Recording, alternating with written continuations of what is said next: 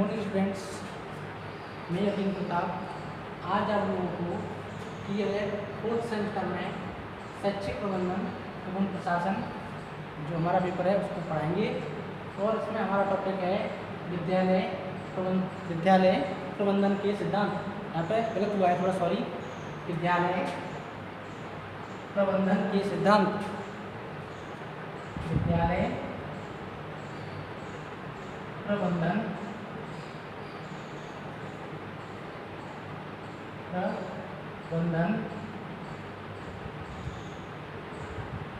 ये सिद्धांत।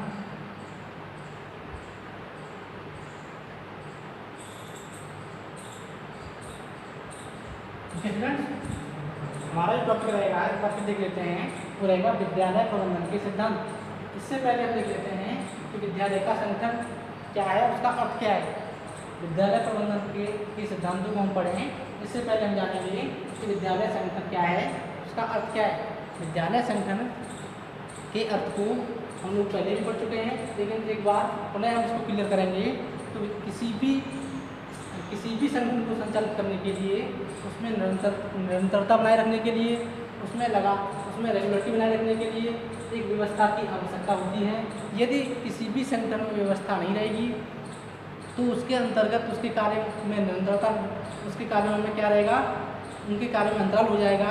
उसमें निरंतरता नहीं रहेगी, उसमें क्रमबद्धता नहीं रहेगी, उसमें संगठता नहीं रहेगी। इसलिए हमारे जो भी विद्यालय व्यवस्था करनी है उसमें एक संगठन आवश्यक होता है। संगठन के द्वारा ही सभी शैक्षिक गतिविधियों को संचालित किया जाता है। इसके अंतर्गत तमाम मानवीय संसाधन होते हैं, उनका हम इस्तेमाल करते हैं। चाहे मानवीय संसाधन के अंतर्गत चाहे प्रबंधन तंत्र हो, या फिर प्राचार्य हों, शिक्षक हों, अन्य शिक्षक सहकर्मी हों, या जो भी फोर्थ क्लास के मानवीय संगठन हैं वो हों। इस तरीके से किसी भी विद्यालय में संगठन होना नितांत आवश्यक है।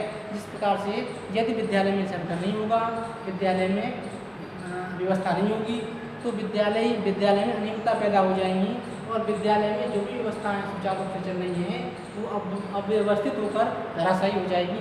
जिसका हम एक एग्जाम्पल ले लेते हैं।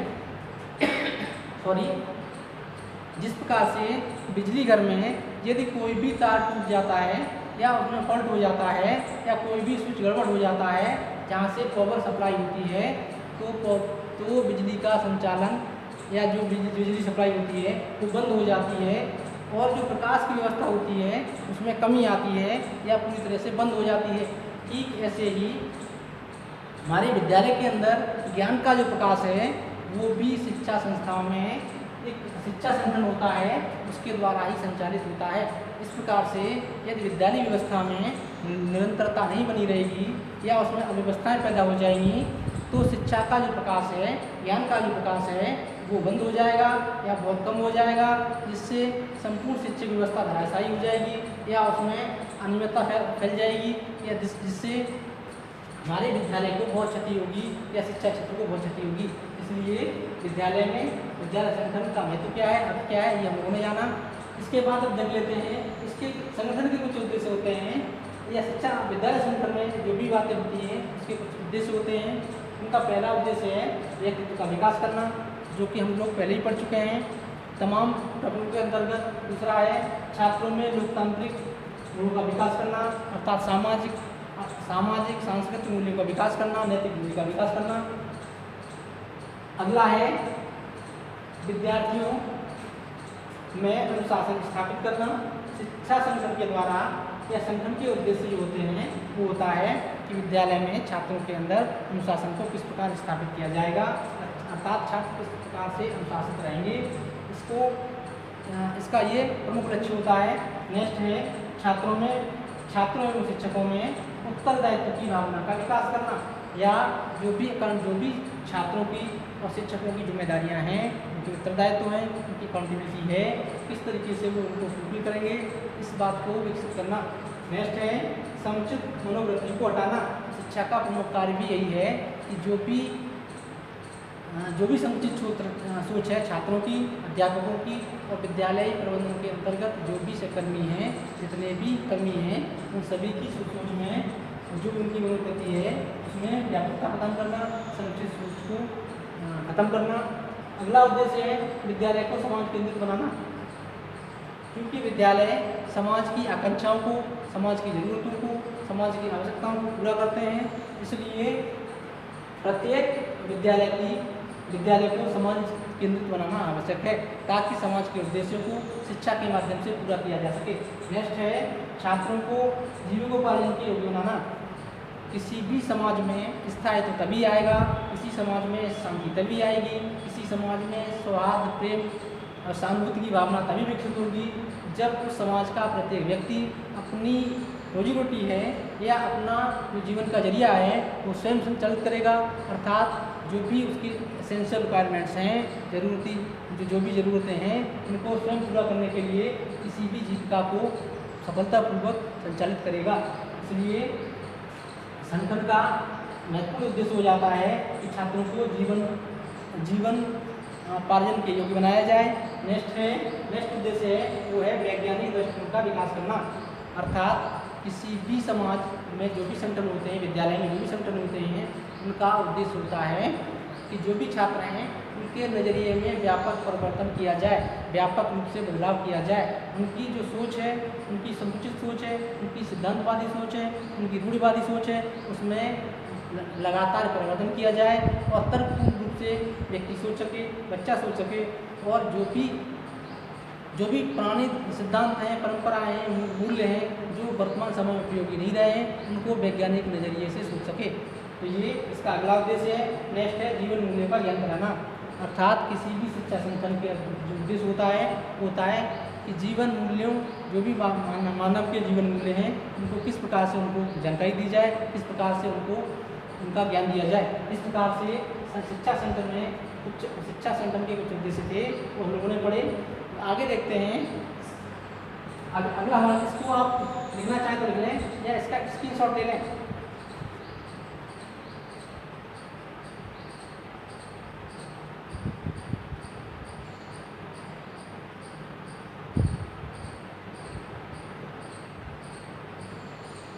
ठीक है स्टूडेंट्स, मैं उम्मीद करता हूँ कि आपने इसको लिख लिया होगा या आपने इसका स्क्रीनशॉट ले लिया होगा। इसको मिटा देता हूँ, आगे बढ़ेंगे।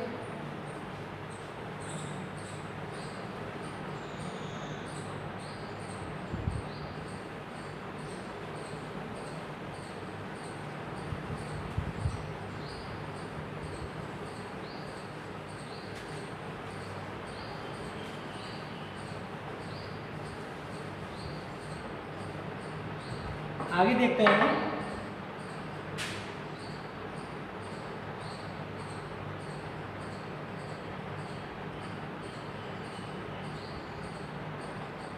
कोई बात नहीं, मिट गया था, दोबारा से बोलता हूँ, काला बोलता हूँ। समय 10 बजे से 11 बजे तक सुबह, टॉपिक विद्यालय प्रबंधन के सिद्धांत। हम आगे देखेंगे, अगला टॉपिक है इसमें, आगे हम बढ़ेंगे, देखते हैं विद्यालय प्रबंधन के सिद्धांत।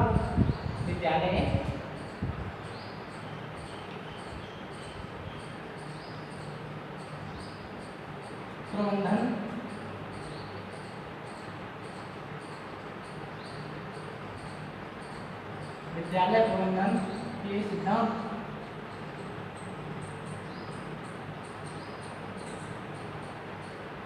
इसको देख लेते हैं कि विद्यालय प्रबंधन के सिद्धांत क्या हैं।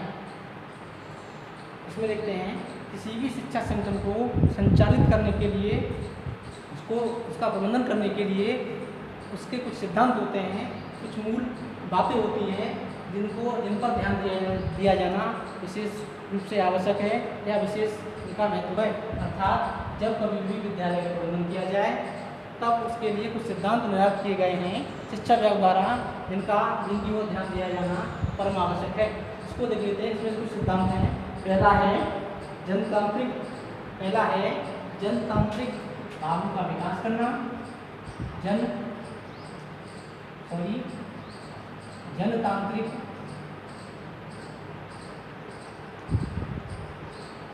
जनतांत्रिक भावों का विकास करना। भावों का विकास करना, देखते चले आप लोग, विकास करना,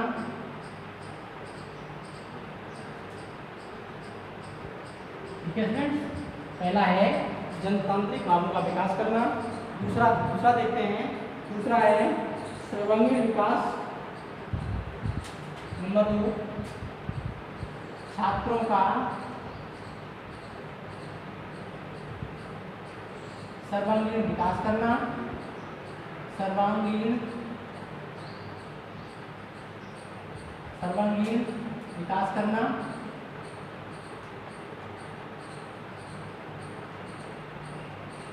ठीक है फ्रेंड्स। नेक्स्ट है, तीसरा देखते हैं, तीसरा सिद्धांत है वो है मानवीय गुणों का विकास करना। मानवीय गुणों का विकास करना।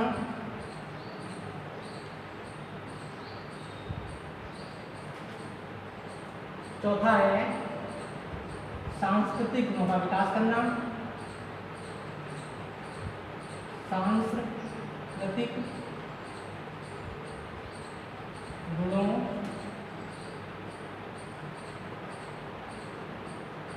का विकास करना।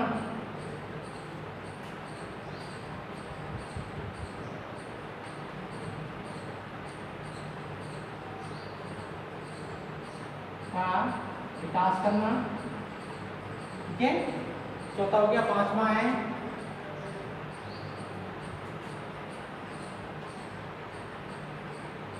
राष्ट्रीय मर्यादाओं के लिए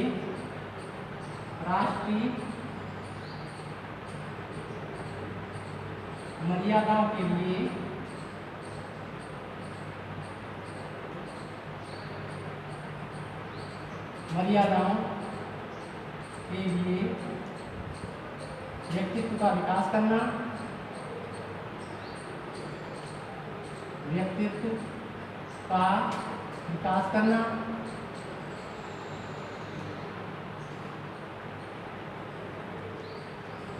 ठीक है फ्रेंड्स।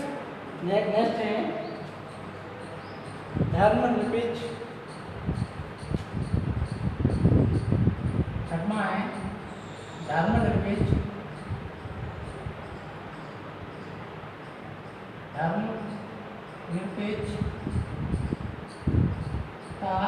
की भावना पैदा करना। धर्मनिरपेक्षता की भावना पैदा करना।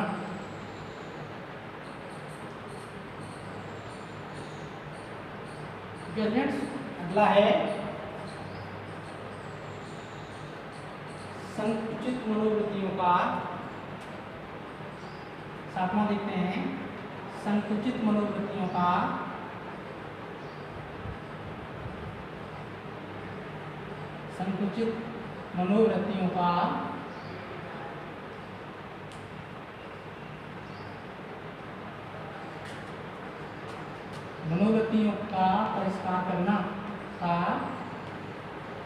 परिष्कार करना।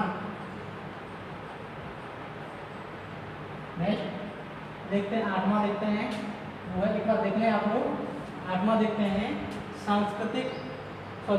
सामाजिक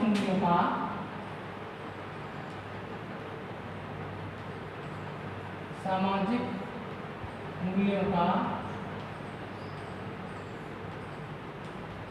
विकास करना।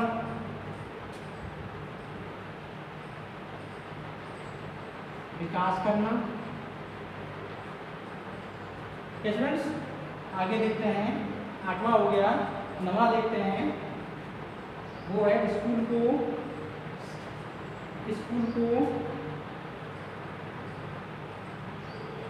समाज केंद्रित बनाना। मैंने बता दिया, एक ही बात है, सामाजिक मूल्यों का विकास करना। नेक्स्ट देखेंगे 9वां, वो है विद्यार्थियों में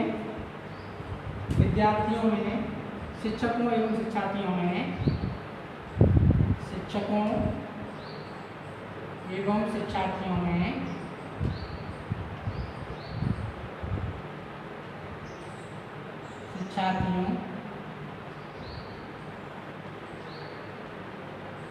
में उत्तरदायित्व की भावना विकसित करना, उत्तरदायित्व की भावना का विकास,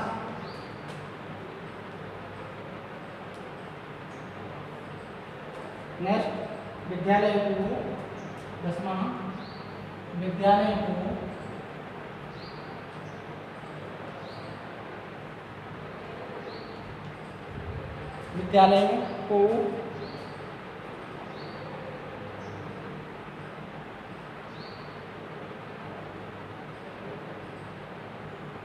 छात्रों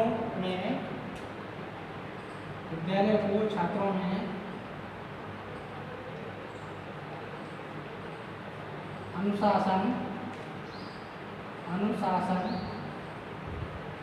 की भावना का विकास करना, अनुशासन की भावना का विकास करना।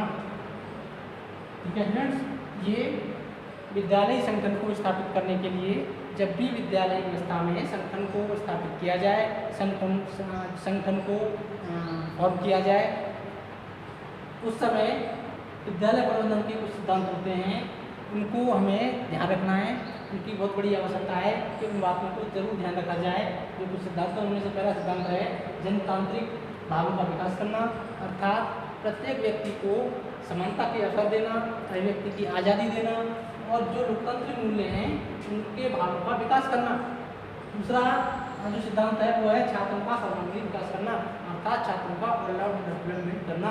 तीसरा मानवीय गुणों का विकास करना, मानवीय गुणों के अंतर्गत तमाम तरीके के मूल्य आते हैं, तमाम तरीके के गुण आते हैं, जैसे दया, भाव, सद्भाव, सदिच्छा, परोपकार, सहयोग, अहिंसा, सत्य, ये तमाम मूल्य हैं। उनका क्या किया जाए, उनका छात्रों को विकसित किया जाए, इन बातों का ध्यान रखा जाए किस प्रकार से विकसित किया जाना है, किस प्रकार से विद्यालय का प्रबंधन किया जाना है।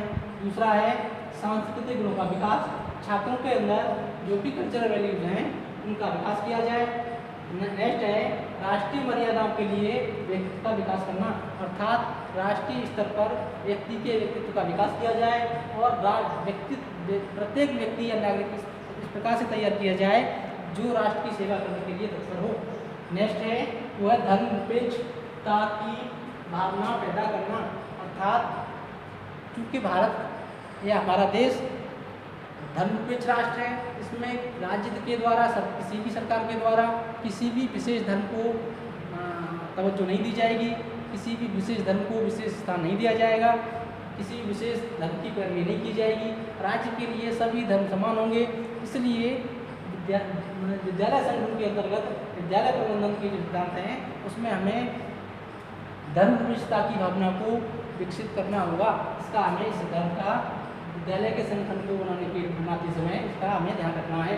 नेक्स्ट है वो है संकुचित मनोवृत्तियों का बहिष्कार करना, अर्थात जो भी संकुचित मनोवृत्तियाँ हैं, जो भी संकुचित नज़रिया या दृष्टिकोण छात्रों का, शिक्षकों का है, उसको हमें क्या करना है, व्यापकता प्रदान करनी है, उसमें हमें कमी लानी है। उसके जो संकुचित नज़रिया है उसको हमें कम करना है और व्यापक सोच को पैदा करना है।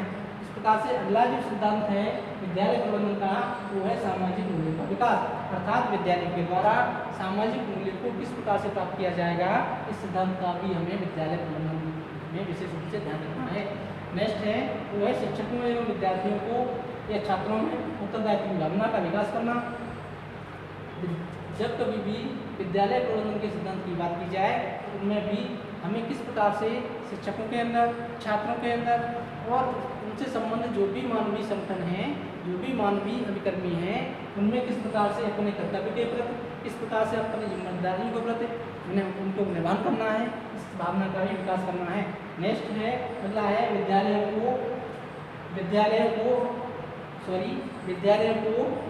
छात्रों में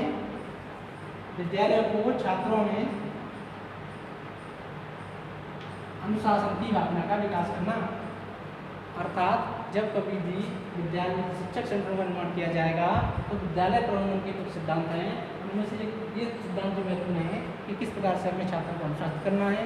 जब छात्र अनुशासित होंगे तभी शिक्षा व्यवस्था बेहतर तरीके से चलेगी और शिक्षा के उद्देश्य हैं वो भी प्रभावपूर्ण तरीके से प्राप्त किए जा सकते हैं। इस प्रकार से विद्यालय प्रबंधन में कुछ सिद्धांत थे, कुछ चीज़ें थी जो मैंने बताई, इसको आप नोट डाउन कर लें या इसका स्क्रीनशॉट ले लें।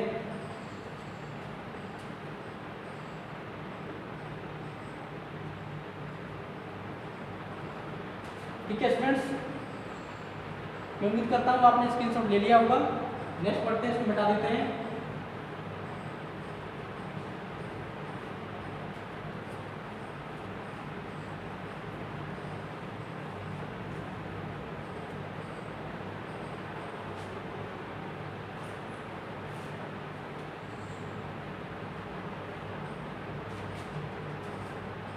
इसमें पहला सिद्धांत है, इसको लिख देते हैं प्रजातांत्रिक विद्यालय प्रबंधन का सिद्धांत। प्रजातांत्रिक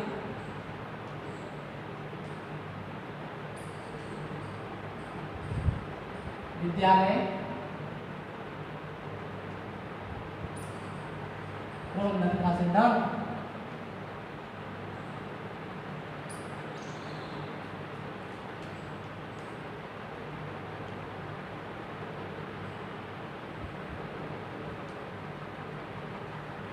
इसको समझ लेते हैं, प्रजातांत्रिक विद्यालय प्रबंधन सिद्धांत क्या है। मैंने बताया था लोकतंत्र में जनता ही जनार्दन होती है और जनता ही भगवान होती है। अर्थात जनता की भावनाएं, जनता की इच्छाएं, जनता की आवश्यकताएं, जनता की आकांक्षाओं को ही ध्यान रखा जाता है। अर्थात जनता की जो भी ज़रूरतें होती हैं उनका पूरा करने का उनके प्रतिनिधियों को जिम्मेदारी दी जाती है। इसलिए हम शिक्षा की बात करेंगे तो शिक्षा में भी हमारा प्रजातांत्रिक सिद्धांत निश्चित रूप से होना चाहिए।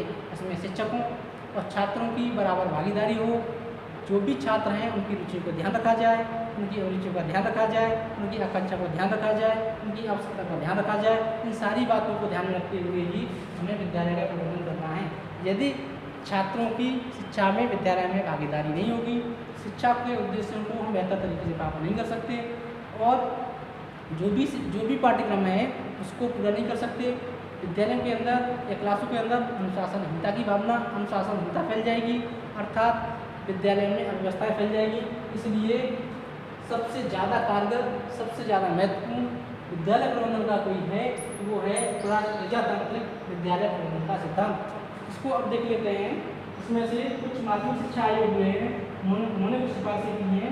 उन्होंने कहा है कि विद्यालय का माध्यमिक शिक्षा आयोग 1952 से 54 मिताली आयोग जिसको के नाम से जाना जाता है, इसने कहा है कि विद्यालय व्यवस्था में प्रजातांत्रिक मूल्यों को सबसे ज़्यादा महत्व दिया जाए। बालकों की रुचियों, बालकों की क्षमताओं, बालकों की आवश्यकताओं एवं शिक्षकों एवं अभिकर्मियों की आवश्यकताओं का भी ध्यान रखा जाए और प्रत्येक अभिकर्मी की जो ज़रूरतें हैं, जो उनकी भावनाएं हैं, उनको निश्चित रूप से महत्व प्रदान किया जाना चाहिए। दूसरी बात होती है कि वह स्वतंत्र चिंतन का भाव बढ़ना चाहिए। प्रजातांत्रिक विद्यालय प्रबंधन के सिद्धांत के अंतर्गत दूसरा सबसे बड़ा सिद्धांत है, सबसे बड़ी ज़रूरत है कि छात्रों के अंदर स्वतंत्र रूप से चिंतन करने की जो भावना है वो भरी जाए। अर्थात बालक किसी भी समस्या पर फ्री होकर के वो अपना चिंतन कर सके, उसको सोच सके और अपने निष्कर्षों तक स्वयं ही पहुँच सके। तीसरा जो सिद्धांत है इसमें, तीसरा बात कही गई है वो है छात्रों का सर्वांगीण विकास।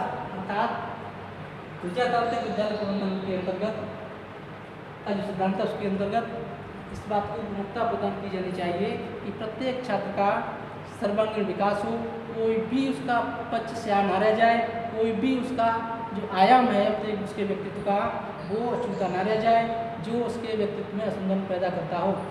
नेक्स्ट देखते हैं, वो है सामाजिक जीवन के लिए सुंदर वातावरण का प्रस्तुत करना।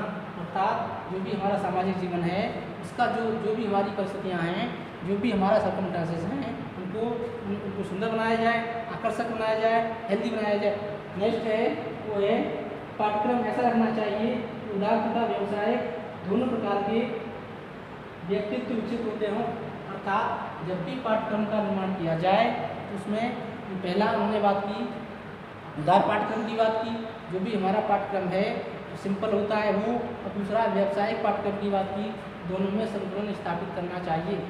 नेक्स्ट है वो है सामाजिक विज्ञान के लिए छात्रों की क्षमता, मैंने बताया था छात्रों की क्षमता, रुचि, अभिरुचि, आवश्यकता, आकांक्षाएं, उनकी जो जरूरतें क्या है उनको विशेष रूप से महत्व प्रदान किया जाना चाहिए। नेक्स्ट है वो है विद्यालय संगठन लोकतांत्रिक होना चाहिए, इसमें विद्यार्थियों, अभिभावकों एवं समाज को भी बराबर का सम्मान प्राप्त होना चाहिए, उनकी भावनाओं का ध्यान रखा जाना चाहिए। विद्यार्थियों को नेक्स्ट है वो है विद्यार्थी को आशावादी बनाना, अर्थात प्रजातांत्रिक विद्यालय संगठन के अंतर्गत या प्रबंधन के अंतर्गत छात्रों को ऑप्टिमिस्टिक बनाया जाए, आशावादी बनाया जाए, किसी भी समस्या पर वो समाधान देने की स्थिति में हो, वो निराशावादी ना हो। इस प्रकार से विद्यालय प्रजातांत्रिक विद्यालय प्रबंधन के अंतर्गत हमने कुछ बातों को देखा जिनको आवश्यक रूप से इस सिद्धांत के पालन के लिए पूरा किया जाना चाहिए। आज के इस टाइम में बस इतना ही। इससे संबंधित आपको कोई भी क्वेरीज करनी हो तो आप कमेंट सेक्शन में जाएं, मैं वहाँ पर जाके आपका समाधान दूंगा, आपकी जो भी समस्या है उनका। और आज के लिए बस इतना ही, धन्यवाद।